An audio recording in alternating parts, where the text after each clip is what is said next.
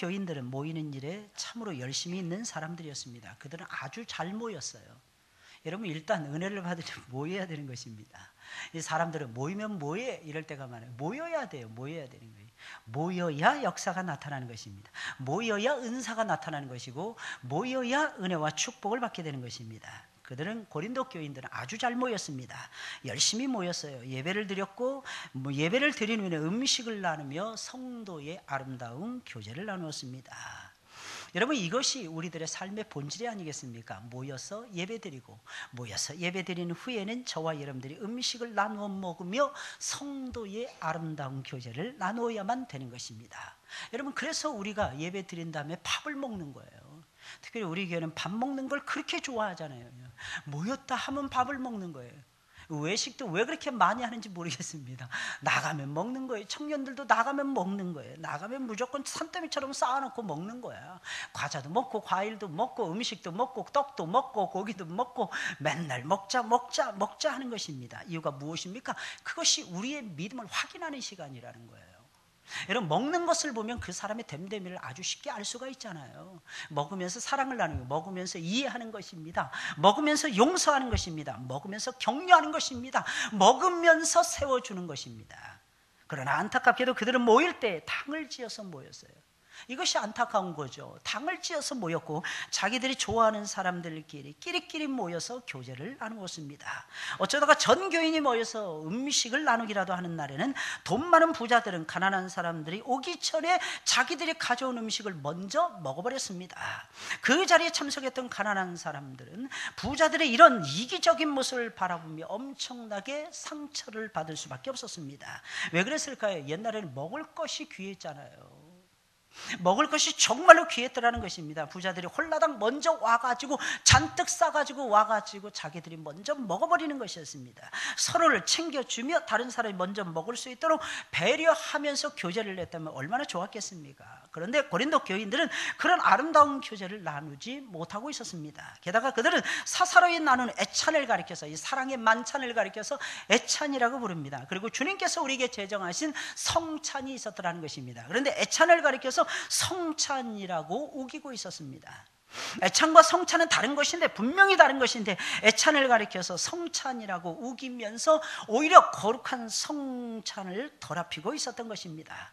그래서 사도 바울은 고린도 교인들의 이러한 잘못된 생각을 바로잡아주고 성찬의 진정한 의미를 깨우쳐주기 위해서 오늘 이 말씀을 들려주고 있는 것입니다. 많은 사람들은 성찬을 나누면서도 성찬의 진정한 의미를 모른 채 성찬을 나누고 있어요. 여러분, 그래서 어떤 교회에서는 셀 예배를 드리면서 떡을 떼고 포도주를 자기들끼리 마신다고 합니다. 그러면서 성찬식을 거행한다고 합니다. 구역장이, 쉽게 말하면 셀장이 성찬을 진매하는 것입니다. 떡을 떼는 거예요. 실제로 빵 조각을 나누어 주는 것입니다. 그리고 기도한 다음에 그 다음에 포도주를 돌리는 것입니다. 실제로 와인을. 근데 우리처럼 조금 나누는 것이 아니라 이분들은 마음이 굉장히 넓고 통이 크신 분들이기 때문에 큰 포도주 잔을 기울인다는 거예요. 여러분, 실제로 있는 일입니다. 그러면서 셀 예배를 드리고 있다는 것입니다. 그래서 그들은 말을 합니다. 우리가 그렇게 나누는 이유가 무엇이냐는 것입니다. 우리가 만인 제사장직이라는 거예요. 만인 제사장직분을 받았다는 거예요. 그래서 목사가 아니더라도 얼마든지 나눌 수 있다는 것입니다. 할렐루야. 정말 좋지 않습니까? 정말로. 여러분, 절대로 그렇지 않습니다. 하나님 나라는 질서의 세계입니다. 여러분, 평등의 원칙이 무엇인지를 알아야 되는 것입니다. 요즘 말을 들으면 윗사람이 말을 하자니까 안 듣는 거예요. 네가 무슨 윗사람이야? 너하고 나하고 똑같은데, 과장이나 부장이나 이사나 나하고 똑같은데 똑같습니까? 여러분, 다른 것입니다. 그 자리에 올라가기까지 그 사람은 얼마나 피나는 노력을 했는지 모르더라는 것입니다. 물론 개중에는 낙하산도 있습니다. 그러나 알아야 되는 것이 있습니다. 하나님 가끔 가다가 낙하산 떨어뜨려 줄 때도 있더라는 것입니다. 그때도 믿고 그때도 따라야만 되더라는 것입니다. 이걸 가리켜서 뭐래? 질서라고 얘기하는 거예요. 질서. 이상해요. 사람들이 왜 질서를 함부로 깨뜨리는지 모르겠습니다. 많은 사람들이 이야기합니다. 서양 사람들은 다 친구 먹는다고. 사석에서는 얼마든지 친구처럼 지냅니다. 심지어는 부모 자식 간에도 이름을 불러요. 저는 많이 봤습니다. 근데 아버지가 탁 뭐라고 그럴 때는 아이가 가만히 다 속옷이 듣습니다.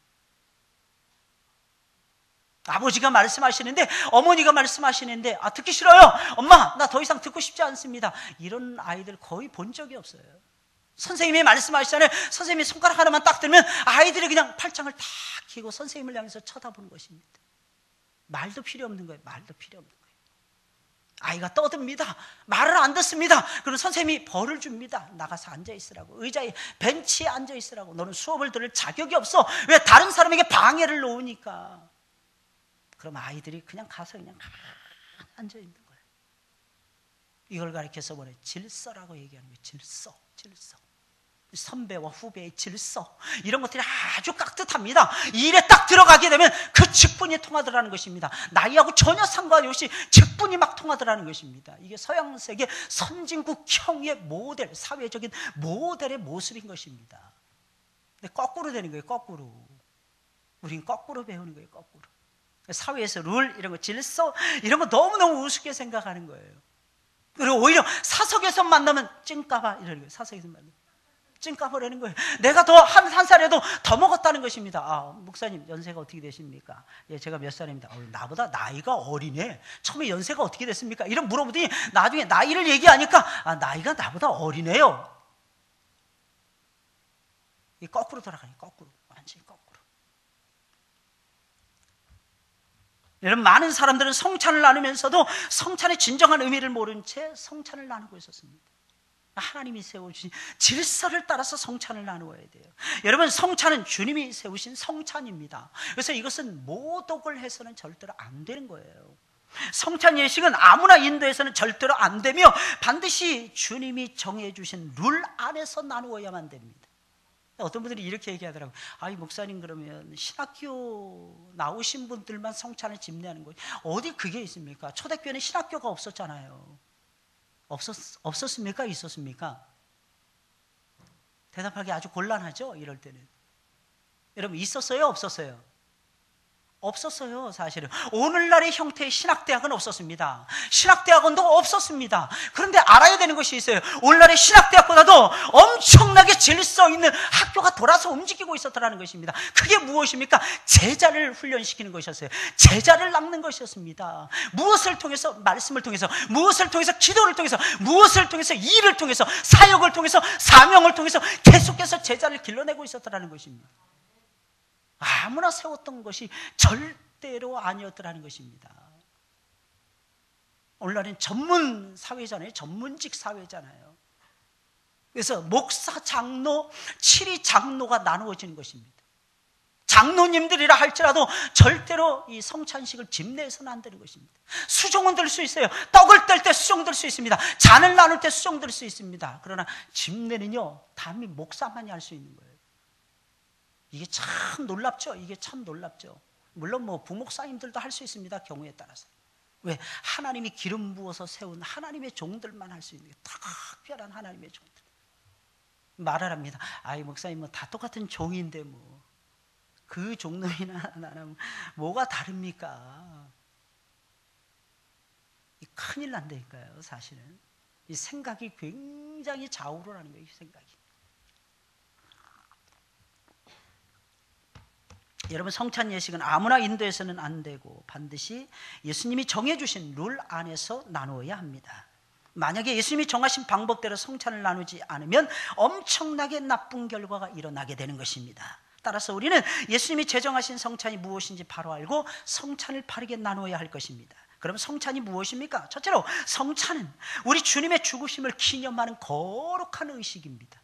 우리 주님의 죽으심을 기념하는 것입니다. 여러분 생각해보세요. 그 어떤 종교가 죽으심을 기념하는 종교가 어디 있습니까?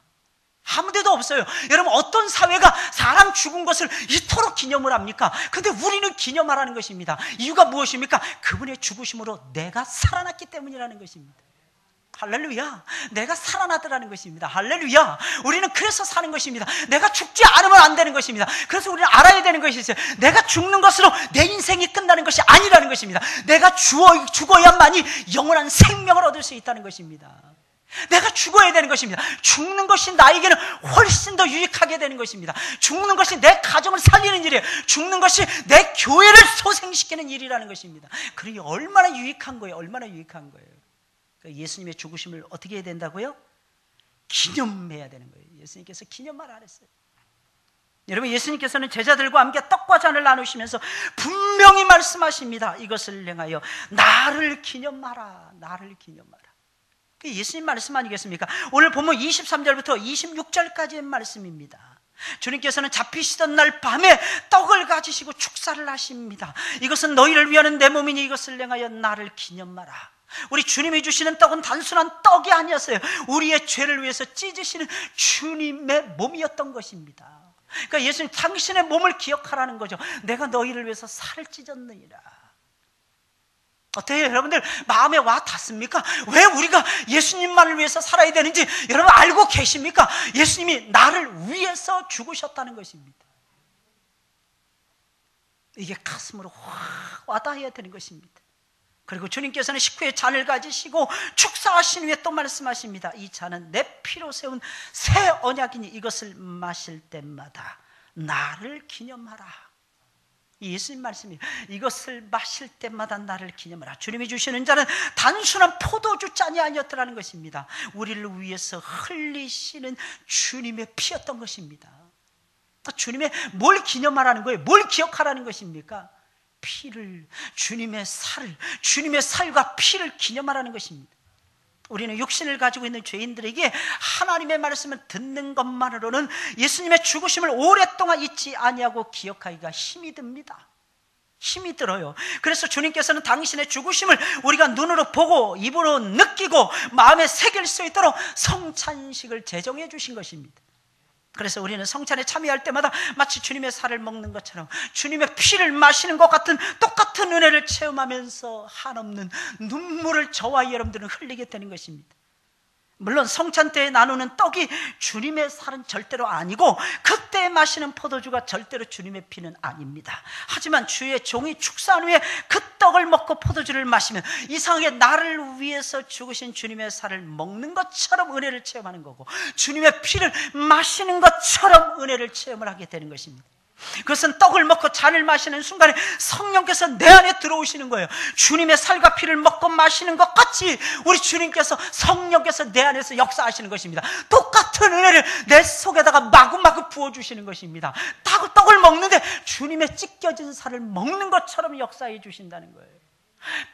잔을 마시는데 마치 주님의 피를 마시는 것처럼 은혜를 우리에게 부어주신다고 하는 사실입니다. 이게 뭐예요? 성령의 역사하심입니다. 이것이 무엇입니까? 바로 성신의 역사하심이라는 것입니다. 그러니 사랑하는 여러분들이 어찌 성찬을 받을 때 눈물이 쏟아지지 않을 수가 있는 것이고 그런 은혜를, 그런 놀라운 은혜를 부어주신 하나님께 저와 여러분들이 감사를 드리지 않을 수가 있겠습니까? 그냥 나오는 거죠. 그냥 터지는 거죠. 간혹가다 이렇게 살아갈 때가 있어요. 살아가면서 웃으면서 이렇게 들어올 때가 있어요. 그러다가 어느 말씀이라든지 어느 찬양에 탁 코드가 딱 깨지면 빵 터져버릴 때가 있습니다. 빵 터지. 어느 순간에 빵 터지면서 눈물이 주체할 수가 없을 때가 있는 거예요. 제가 7번 방의 선물이라고 하는 영화를 봤어요. 우리 교육자들하고 다 같이 가서 7번 방의 선물. 보는데 저는 계속 옆에서 막 우는 거예요. 계속 막 뒤에서 막 울고 말이에요. 저는 값싼 눈물을 흘리는 목사가 아니잖아요.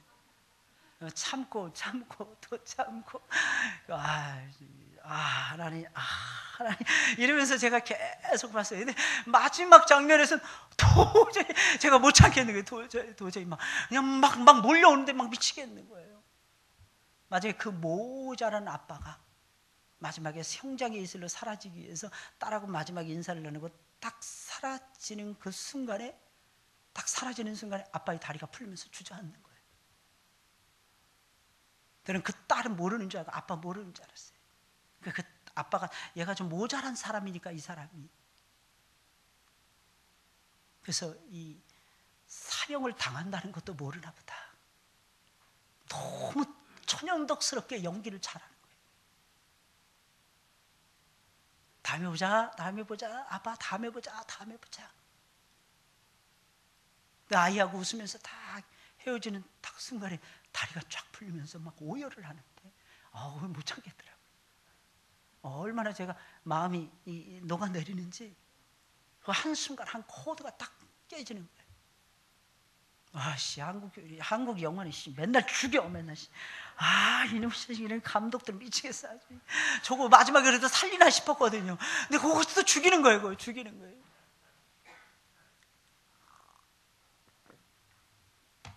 죄 없는 자가 죽는 거예요. 죄 없는 자가. 죄 있는 것들은 멀쩡하게 살아가고 있고, 잘못 안 한 사람은 아니죠. 조그만 잘못을 한 사람은 큰 벌을 받아서 죽어가고, 큰 잘못을 한 것들은 아주 뻔뻔스럽게 내가 언제 잘못을 했냐 하면서 고개 바짝바짝 들고, 큰 잘못을 한 것들은 작은 잘못한 사람들에게 말을 하기에 너 왜 그따위 짓을 하면서 살아가고 있어? 작은 잘못한 사람들은 주눅이 들어서 한마디 말도 못하고 그저 묵묵히 당해만 되는 인생의 담배. 그게 70년대 80년대만 이루어졌던 사건이 아니라는 것을 우리는 기억을 해야 될 것입니다. 지금도 공공연하게 벌어지고 있는 거예요.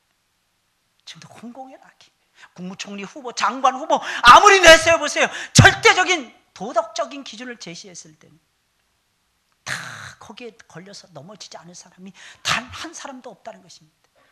전부 다 요즘에 서로 막 그냥 미린데 서로 가뜩이나 있는 의원직마저도 빼앗기면 어떻게 되냐는 것입니다. 괜히 장관 후보로 나왔다가 의원직도 사퇴를 하고 장관 후보에서도 떨어지면 어떻게 되냐는 거죠.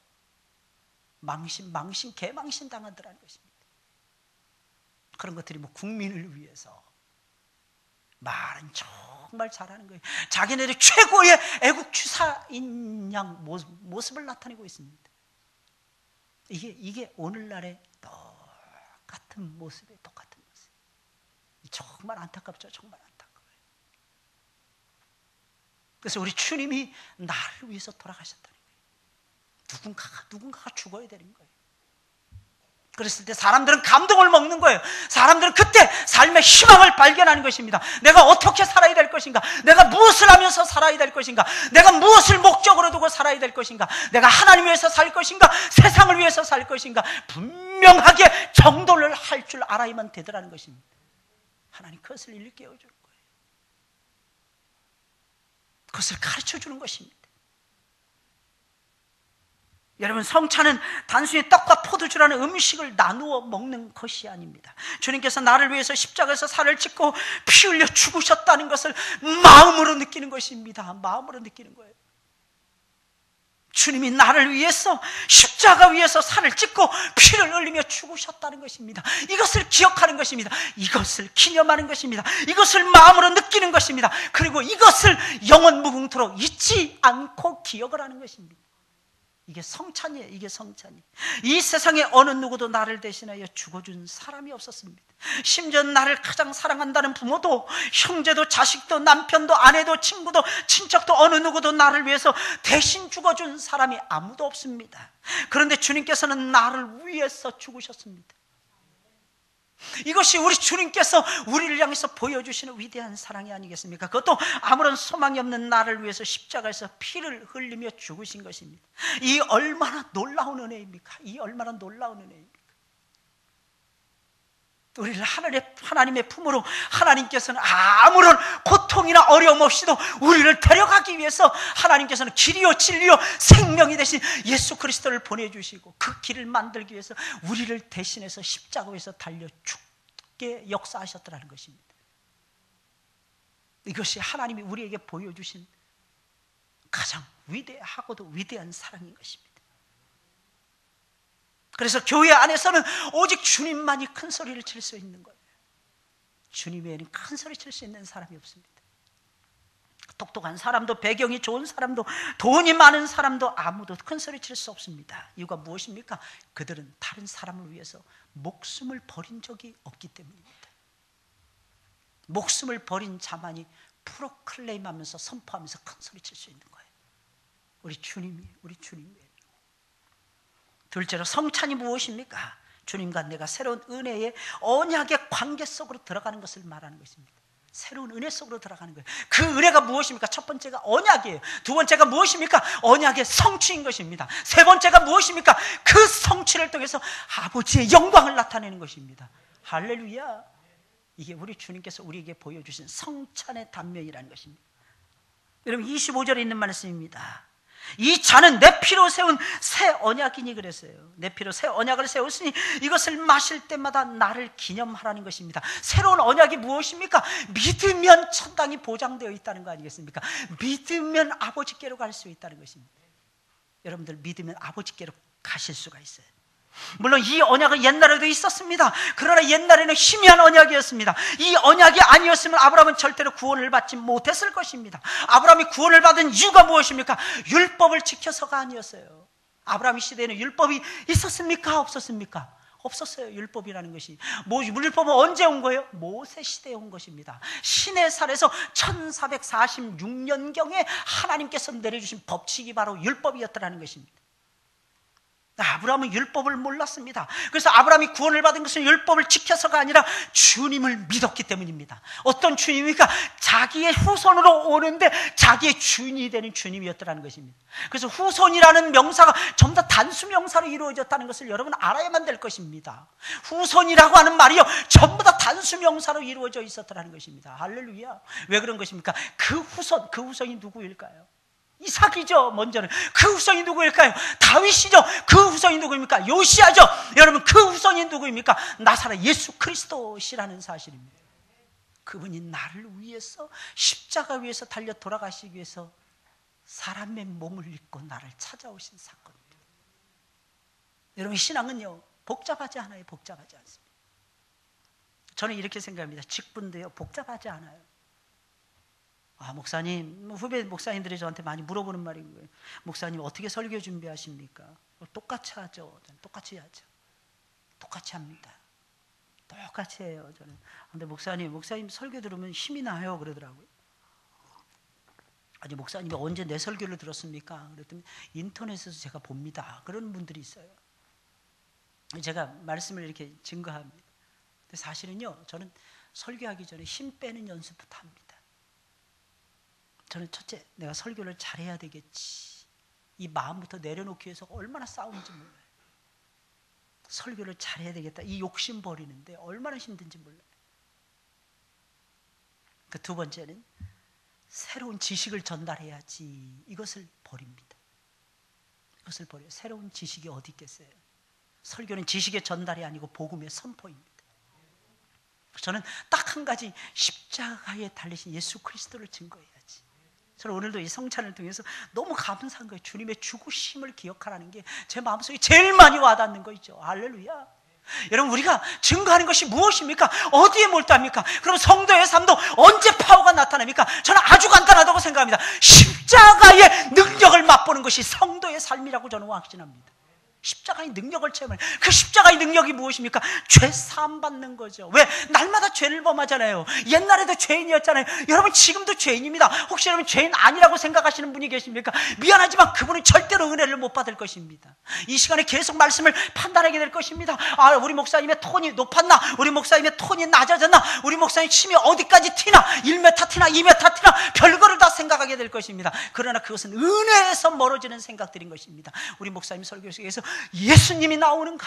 우리 목사님의 설교 속에서 십자가가 터져 나오는가? 나는 그 십자가의 그늘 밑으로 들어가야지. 이 마음을 가지고 살아갈 때 여러분들의 삶에 능력이 나타나더라는 것입니다. 우리의 삶의 능력은 다른 데 있는 게 아니에요. 복음이에요. 복음이에요. 너무 간단하니까 사람들이 이걸 못하는 것입니다. 너무 많은 것을 알고 있어요. 오늘날의 목사님들이 특별히 세상에 대해서 너무 많이 알고 있습니다. 특별히 잡기에 대해서 너무 많이 알고 있습니다. 목사님들이 컴퓨터 도사들입니다. 저는 깜짝 놀라겠어요. 깜짝 놀라요. 목사님들이 언제 시간이 남아서 컴퓨터에 그렇게 미칠 수가 있느냐는 것입니다. 목사님들 골프 광입니다. 맨날 어깨에 골프채 짊어지고 조그만 목회만 잘 되면 산으로 들러 그냥 막 나갑니다. 정신 못 차리고 맨날 골프공만하게 눈을 부릅뜨고 살아가고 있어요. 저도 골프 좋아합니다. 이번에 호주 클래식에서 우리나라 아이들이 2위, 3위 막 달리고 있어요. 저는 막 신나가지고 그거 열광합니다. 그러나 알아야 되는 것이 있어요. 저는 거기에 제 마음을 빼앗기지 않습니다. 이유가 무엇인지 아십니까? 저는요 주님의 종이기 때문입니다. 오늘도 오기 전에 앉아가지고 한 20장 이상 성경을 읽었어요. 어제 못 읽었거든요. 어제 돌아다니면서 뭐가 그렇게 급한지, 제가 회개하는 마음으로 하나님 제가 뭐가 그렇게 급한지, 하나님, 제가 성경을 어제 2장밖에 못 읽었습니다. 그 새벽 예배 오기 전에 읽었던 게 2장이 홀라당 전부인 거예요. 그래서 마음이 너무 괴로워서 한 20장 이상 읽었어요. 근데 읽어도 또 읽고 싶고 읽어도 또 읽고 싶은 거예요. 왜 그러냐? 그곳에 십자가가 보이니까. 욥기를 보는데 욥이 고난을 받는데 주님이 떠올라지는 거죠. 왜? 욥은 주님의 표상이었거든요. 주님의 표상. 할렐루야. 참 이 놀래. 타입이었더라는 거예요. 타입. 예표였더라는 거예요. 예표. 타입. 우리 주님은 안티 타입이에요. 타입이라는 가짜를 얘기해요. 가짜 모델. 안티라는 것은 반대한다는 거예요. 가짜가 아니라는 거예요. 이 무슨 말이에요? 리얼, 진짜라는 것입니다. 트루하다는 것입니다. 리얼, 진짜라는 거예요. 우리 주님은 진짜이십니다. 할렐루야. 그래서 여러분들 무엇을 붙들어야 돼요? 예수님 붙들어야죠. 예수님 붙들어야 돼요. 세상에 대해서 무지하라는 뜻 아닙니다. 공부도 대충 하라는 뜻이 절대로 아니죠. 예수님 만난 사람은 공부에 미칩니다. 사실은요. 왜? 그것이 내가 지고 가야 될 십자가이기 때문입니다. 예수 믿는 사람은 직장에 가잖아요. 정말 최선을 다합니다. 이유가 무엇일까요? 아주 간단합니다. 거기가 내가 몸을 담아야 되는 사명지이기 때문이라는 것입니다. 십자가의 복음을 모르는 사람들에게 확 선포할 수 있는 땅이 바로 거기라는 것입니다. 정복해야 될 땅이기 때문입니다. 오늘 은행에 갔는데 깜짝 놀랐어요. 이름이 최선이더라고. 나는 최고는 본 적이 있는데 최선은 본 적이 없었어요. 그러면 동생은 뭘까? 자매인데 동생은 뭘까? 최선이라면 최진인가? 언니는 최진인가? 동생이 최선이니까 동생은 최민가? 무슨 말인지 이해 못하시는 분들은 웃지도 않는 거예요. 웃지도 않는 거예요. 최고 본 적이 있어요. 최고. 야, 최선 너무 이름이 이쁘더라고요. 이름 쳐다보고 그 아가씨 얼굴 쳐다봤어요. 최선을 다하는가? 이게 보기 위해서 최선을 다하는 거 보기 위해서. 여러분 어때요? 여러분 십자가의 복음에 여러분 몰두하고 있습니까? 맨날 새 것은 맨날 새 것. 그러니까 교인들 다 죽여놓고 있어요. 오늘 목사님들이. 전 미치겠어요. 미치겠습니다. 창세기도 예수님입니다. 여러분 출애굽기도 예수님. 창세기는 창조의 예수님입니다. 출애굽기는 구원의 예수님이십니다. 레위기는 우리의 예배를 합당하게 받으시는 예수님이십니다. 여러분 꼭 명심하세요. 민수기는 우리의 삶이 광야와 같은데 그 광야를 이끌어 가시는 예수님이십니다. 여러분 신명기는 무엇입니까? 우리에게 한량없는 말씀을 계속해서 쏟아부어 주시는 예수님이십니다. 여러분 여호수아는 정복자의 기상을 나타내는 예수님이십니다. 여러분 사사기는 심판주의 예수님이십니다. 룻기는 우리의 삶을 선택하면요 그 선택을 바른 길로 인도해 가시고 축복해 주시는 예수님이십니다. 만나야죠. 우리를 왕처럼 세우시는 예수님이 사무엘상 하에, 열왕기 상 하에 나옵니다. 우리가 왕이더라는 것입니다. 역대상과 똑같은 내용을 그리는 것 같죠? 아닙니다. 역대상은 제사장적인 관점에서 그리고 있는 거예요. 우리가 제사장이고 진짜 제사장은 예수님이시라는 것입니다. 이걸 우리에게 보여주고 있는 거예요. 욥기는요 우리에게 고난받는 주님을 우리에게 적나라하게 보여주는 거예요. 애매하게 고난받잖아요. 친구들부터 조롱받잖아요. 이게 예수님의 모습이 아니고 무엇이겠습니까? 시편은 삶의 주인으로서의 예수님이신 것입니다. 잠언서는 교훈하시는 예수님이신 것입니다. 전도서는 이 세상 아무것도 아니니까 천국으로 가자 하면서 천국으로 인도해 주시는 예수님이십니다. 여러분 꼭 명심하세요. 성경 전체가 예수님을 우리에게 보여주고 있다고 하는 사실입니다. 그 예수 그 존귀한 예수를 만나야죠. 그 예수님 만나면 참 좋죠. 그죠? 저는 이 세상에서 예수님이 제일로 좋습니다. 여러분 이유가 무엇이겠습니까? 우리 주님을 믿잖아요. 새로운 언약의 관계 속으로 나를 끌고 가시는 거예요. 그래서 주님과 내가 완전히 하나가 되는 것입니다. 왜 하나가 되게 하시는 것입니까? 우리 주님께서 주님이 내 안에 들어와 계시고 내가 주님 안에 거할 수 있도록 우리 주님 말씀하십니다. 이유는 아주 간단해요. 첫째는 생명을 주고 싶어서. 주님이 우리 안에 있어야 생명이 들어오잖아요. 왜? 근거는 예수님이라는 것입니다. 예수님 없으면 생명 없습니다, 여러분들. 근데 많은 사람들이 오해하는 거예요. 예수님이 아닌 것 가지고 생명력 있게 살려고 오해하고 있는 것입니다. 그러니까 맨날 무능력한 거예요. 근데 좀 바보처럼 모자라고 미련해요. 처음 봤을 때는 저게 사람 노릇할까? 어떻게 저렇게 미련할 수 있을까? 또 예수 믿어도 저돌적으로 예수님 믿는 거예요. 저돌적이라는 말이 무슨 뜻이겠습니까? 돼지 새끼처럼 예수 믿는다는 뜻입니다. 돼지는 어떻게 합니까? 머리 쳐박고 막 돌진하는 거예요. 머리 쳐박고 어떻게 돌진하는 거예요? 말씀의 세계 가운데로 돌진하는 거예요. 머리 쳐박고 어떻게 기도하는 세계 속으로 돌진하는 거예요. 말씀의 세계 가운데 기도하는 세계 속으로 또 거기서 그치는 것이 아니라 예배하는 세계 속으로 돌진해 가는 것입니다. 그럼 어떻게 되는 거예요? 은혜를 흠뻑 받는 거예요. 은혜를. 저는 다 놓치는 것 같아. 이것도 포기하는 것 같아. 저것도 안 되는 것 같아. 세상 사는 사람들이 더 빠른 것 같아. 왜? 세상 사람들이 얄쌍해 가지고 막 얄쌍빠르게 움직여 가지고 공부도 홀라당 빨리 합니다. 굉장히 먼저 합니다. 그러니까 성적이 더 좋게 나옵니다. 그때 성도는 낙심을 하게 되는 것입니다. 그러나 사랑하는 여러분들, 악인이 잘 되는 것 가지고 뭐라 그랬어요? 부러워하지 말라 그랬어요. 때가 되면 눈을 까디짓고 막 찾으려고 해도 못 찾습니다. 때가 되면 하나님의 의로운 백성들에게 그 거룩한 손바닥 위에 하나님이 이 세상을 다발로 묶어서 떡하니 안겨주십니다.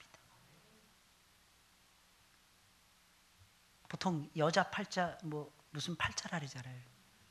그죠? 여자 팔자. 근데 혹시 여러분들 중에서 에이 목사님, 에이 우리 남편 미치겠습니다. 다른 여자들은 좋은 신랑 잘 만나서 편하게 잘 먹고 잘 사는데 목사님 저는 팔자가 너무 세서 왜 이 모양 이꼴로 살아야 되는지. 첫째, 그 꼴이 어때서요? 그 꼴이 어때서요, 여러분들? 여러분들 예수님 믿잖아요. 예수님 믿잖아요. 예수님 아무나 믿을 수 있나요, 여러분들? 아무나 못 믿습니다. 하나님의 은혜를 입은 사람들만이 예수님 믿을 수 있어요. 영생을 얻기로 작정된 자들만이 예수님 믿을 수가 있습니다. 더 초전 비풀이라 하잖아요. 하나님의 선택을 받은 백성들만이 말씀을 듣고 반응을 하면서 나는 예수님을 믿습니다. 나는 예수님이 좋습니다. 나는 예수님을 위해서 살고 싶습니다. 그리고 여러분들은 예수 그리스도를 신랑으로 맞이한 사람들이잖아요. 그러니까 여러분들은 팔자 고친 사람들이에요. 팔자 고친 사람.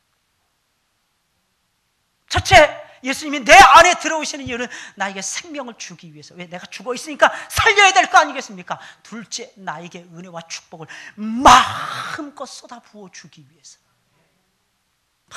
하늘의 신령한 은혜는 멈추지 않아요. 여러분 생각해 보세요. 어제까지 복을 잔뜩 받았습니다. 그 복으로 평생 살 수 있습니까? 어제까지 내가 승리했습니다. 그 승리를 가지고 여러분들이 죽을 때까지 여러분들 승승장구하면서 살아갈 수 있습니까? 못 살아요. 그런데 우리 주님은 우리에게 이김을 주십니다.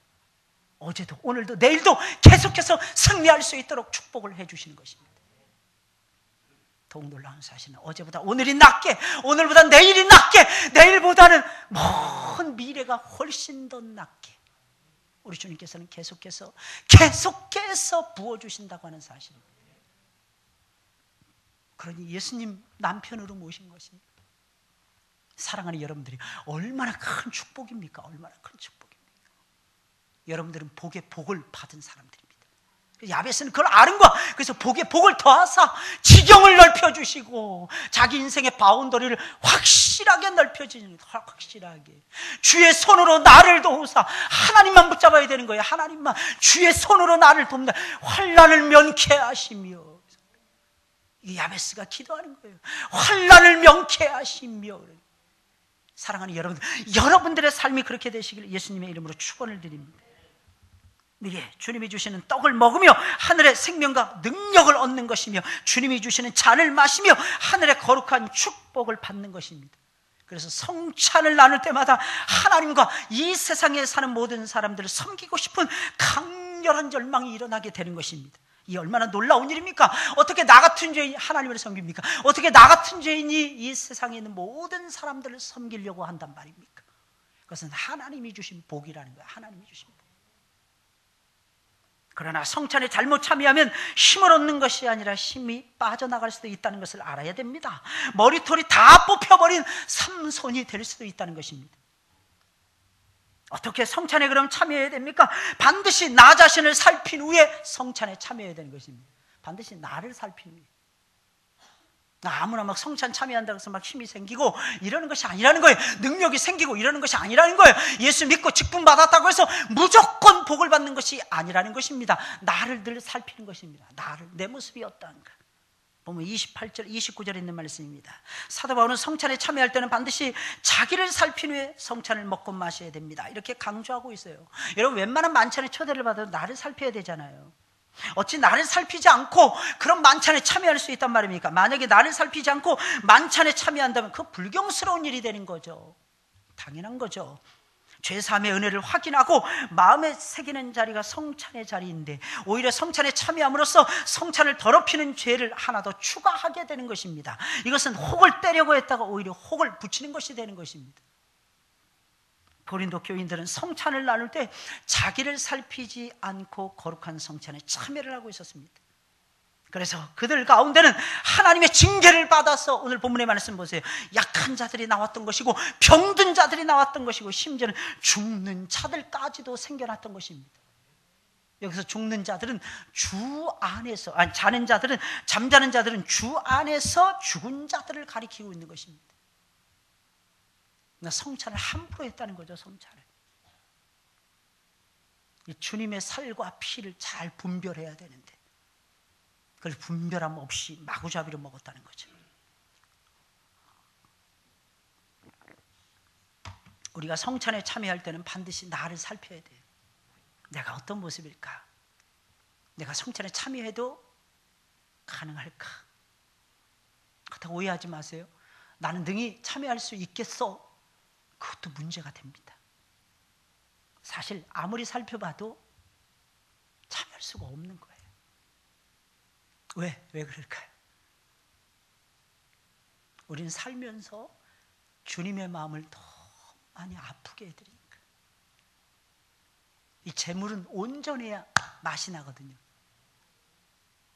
근데 우리가 재물이 돼야 되는데 온전하지 못할 때가 참 많습니다. 근데 그때도 우리는 믿는 마음으로 나아가는 거예요. 어떻게 믿냐? 주님이 나를 사랑하셨지. 내가 억만 죄악 가운데서 내가 죽어야 마땅한 죄인인데 우리 주님께서 나를 십자가 위에서 용서를 해주셨지.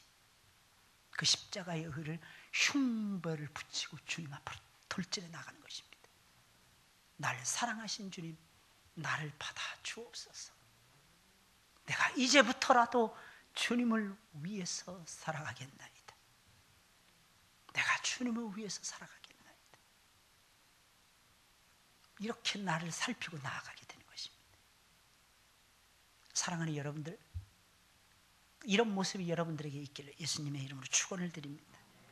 성찬, 주님의 죽으심을 기념하는 것이고 새로운 언약의 은혜의 언약의 관계 속으로 들어가는 것이고 나 자신을 살핀 후에 성찬에 참여를 해야만 된다는 것입니다. 그랬을 때 하늘의 생명, 하늘의 축복, 이걸 성찬과 더불어서 저와 여러분들이 취하게 되는 것입니다. 누구의 것으로? 내 것으로 취하게 되는 것입니다. 하늘의 신령한 은혜가 내 것이 되는 거예요. 이유가 무엇입니까? 성찬에 참여해서 은혜를 잔뜩 받으면 모든 것이 주님의 것이라는 것을 알게 되고 주님의 것이 곧 내 것이라는 것을 깨닫게 되는 것입니다. 왜? 내가 주 안에 있잖아요. 그리고 주님이 내 안에 계시잖아요. 그래서 하나님 이거를 주세요. 이거를 나에게 허락해 주세요. 하나님 곳간에만 두지 마시고 내 손에다가 하나님 얹혀주세요. 내가 주님을 위해서 사용을 하겠습니다. 내가 주님을 위해서 쓰겠습니다. 이 마음이 들게 되는 것입니다. 할렐루야. 꼭 명심하시기를 예수님의 이름으로 축원을 드립니다.